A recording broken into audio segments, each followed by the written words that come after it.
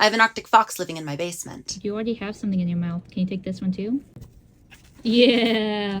I knew very little about Arctic foxes when I first met Euchorella Fitzgerald when she was less than a month old, and this was 3 years ago. I'm going to tell you what I've learned so that those of you in my comments saying that you want one too know what to expect. They cannot be rehomed. Arctic foxes are illegal to own in nearly every jurisdiction in the United States, but these are the states where it's allowed. There are varying conditions per state. I had no idea that I would end up owning Yuki. I had no plans to own Yuki. As much as she's upended my life, I couldn't imagine it without her now. How it happened is that my partner saw an ad for a litter of foxes during the height of the pandemic. They were at risk of being euthanized if they didn't find homes, so my partner picked her up and surprised me with her later, and all of my roommates at the time were in on it, except for me.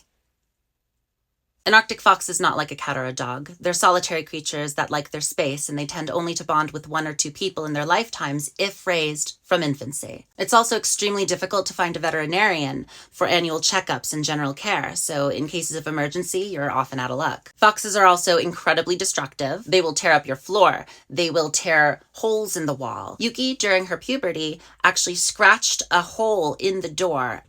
Honey. Euchorella Fitzgerald. Arctic foxes cannot regulate their body temperature when they're very young, so they do need to be put in an air-conditioned space before it's time that they need to be moved to an enclosure. We ended up being very lucky with Yuki because she's able to be walked on a harness, but oftentimes foxes won't do that. During puberty, they revert to their basest of instincts. This is also a time where they're the most destructive. My partner and I used to share a bedroom, but we don't anymore because of all of the mess that has transpired over the course and time that Yuki stayed there. When she was little, she actually slept in the same bed as me. I was spending 24 hours a day, 7 days a week with her. Arctic foxes in the wild have a life expectancy of 3 years. In captivity, they could live up to 15, and we're in it for the long haul. It's very hard to keep up with their urine and their feces because they will poop and pee on everything that they claim. Yuki has claimed me a few times too. If you can't keep your fox, there are very few places where it can go and be safe because they're not fit to be in an animal shelter. They'll be stressed the whole time. It won't be good for them